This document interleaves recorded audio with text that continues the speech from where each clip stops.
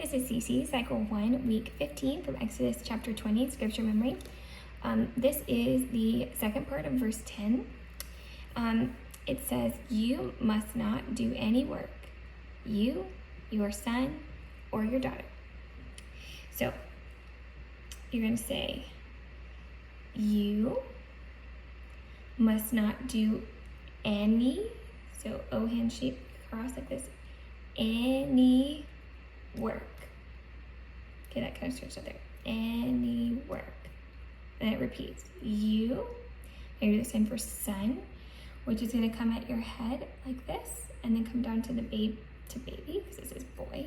So you, your son, or your daughter. You do the same for girl, which is an A hand shape coming from the ear down the chin, and then to baby, or daughter.